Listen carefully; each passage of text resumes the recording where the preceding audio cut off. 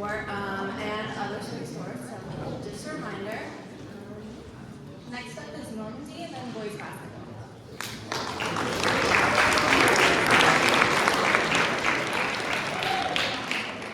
Hello everyone, I'm just going to make a really quick Poetry Out Loud announcement. If you still want to join the competition, there is time. Email Miss Deschamps and you will be added to the roster.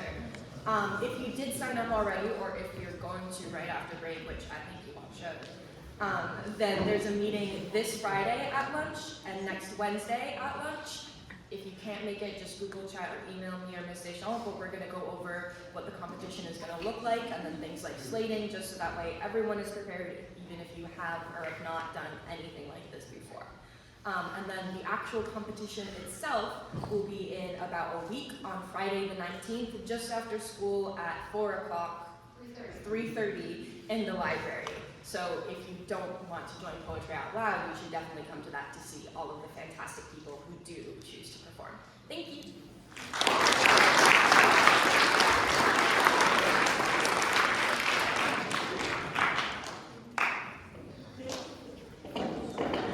We got a game today, and we've been working hard for getting better. Hopefully we'll do well this game, but we're always looking to improve. So even if we don't win, we're gonna play better than we did last game. It's against Sega at 7 p.m. So if you could show up and support us, that'd be helpful. Yeah, that's all we have to say.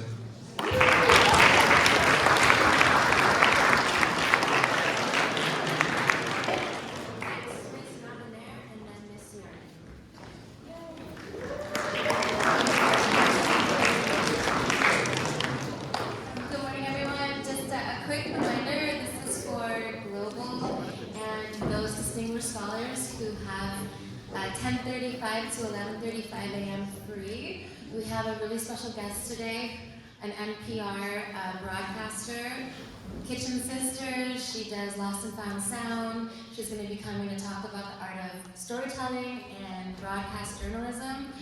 She gives talks all over USC, UC Berkeley, UCLA, and she is a close friend of my family. So she's coming today. We have coffee and treats. Room 2, 10:35, 11:35, if that's your cohort time for Global Scholars, you are required to be there. And if you have that time free, please do stop by. She's going to do an interactive workshop and share some of her NPR shows and just talk about storytelling. So it should be really, really fun. Please join. It does count as your quarter 3 university level lecture if you are in Distinguished and Global Scholars. Thanks so much. Hope to see you then.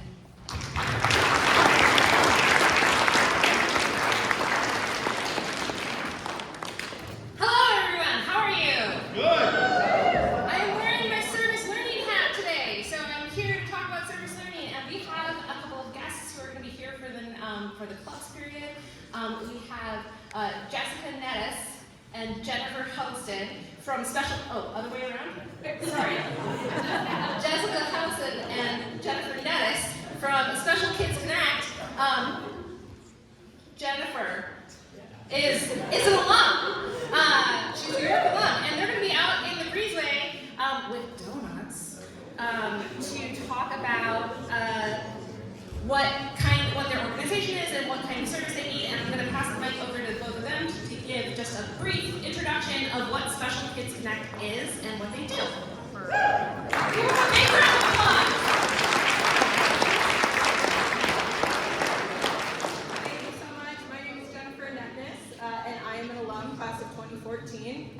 Jessica and I are here today to talk to you guys a little bit about Special Kids Connect, which is a nonprofit here in Monterey County that seeks to raise awareness, develop resources, and provide support to individuals who have lifelong disabilities. So when we say lifelong disabilities, we're talking about physical disabilities, things like muscular dystrophy or deafness, blindness, as well as intellectual and developmental disabilities, things like autism and Down syndrome. Our nonprofit does a lot of stuff, but the thing we're here to talk to you about today is our REACH recreational programs.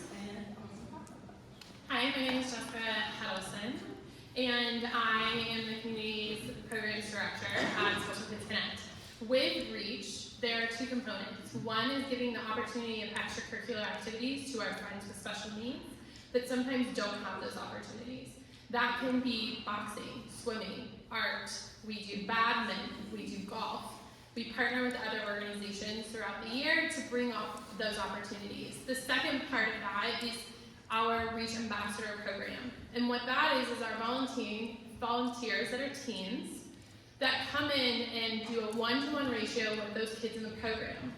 The point of that program is not only for our neurotypical kids to have access to being exposed to what life is like, how we can better interact and be inclusive with our friends who are not neurotypical, but also for our neurodiverse kids. We say kids lightly, some of them are adults. For them to have access to neurotypical kids to learn what socializing is about. A lot more in the past and less now and here, but still happens, is that they are secluded. They're secluded in their classrooms, they're secluded at school, they're secluded in their sports programs. And what happens is you guys have that mastery of what socialization is and how to say hi to friends, how to interact with the community. And so by having a one-on-one, having one ambassador to one kid in the program, it allows them to learn from you what a typical communication style is like, what a typical socialization opportunity is like. So that's what we're here for, is to offer you guys those opportunities so that you can see and then become ambassadors of being inclusive with our friends that are neurodiverse. Yeah, so we have donuts out there, so come see us afterwards and sign up to volunteer.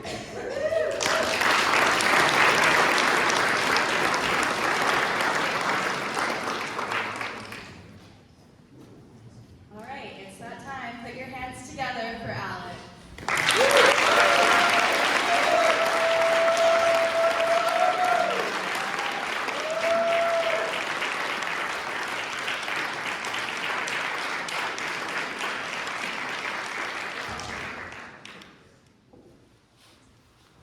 It was February 26th, 2021.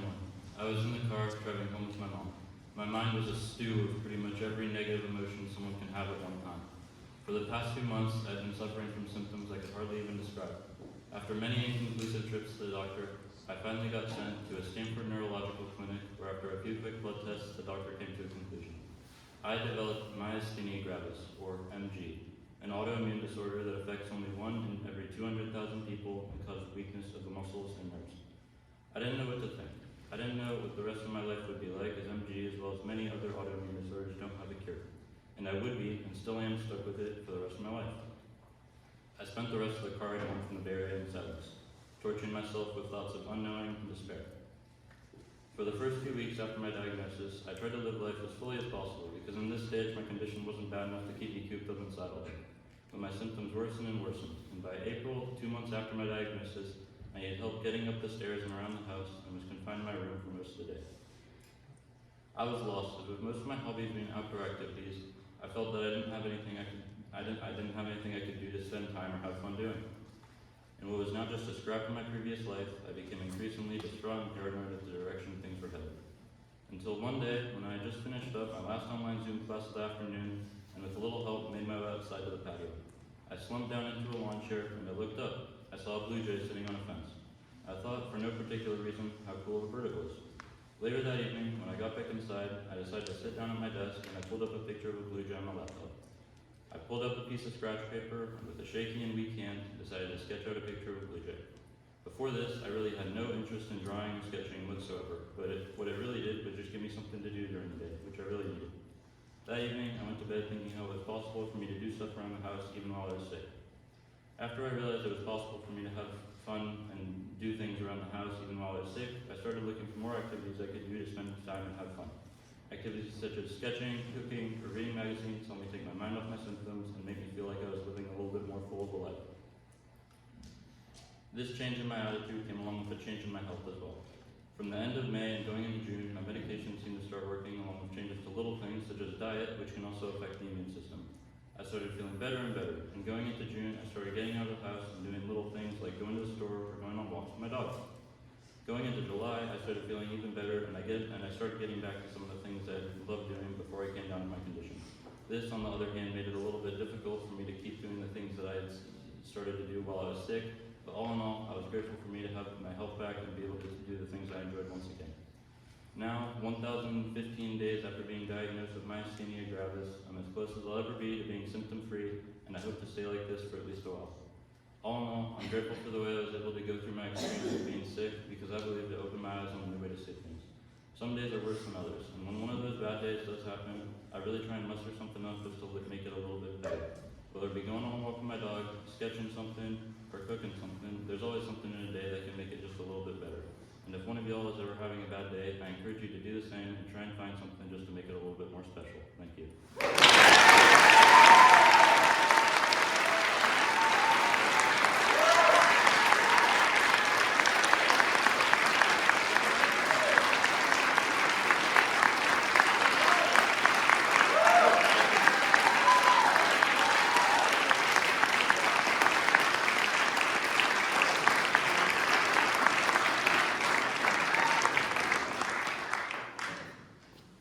Thank you for that speech and being vulnerable with the community and reminding us to look for the good in our days. That is all we have for break today. Go to clubs.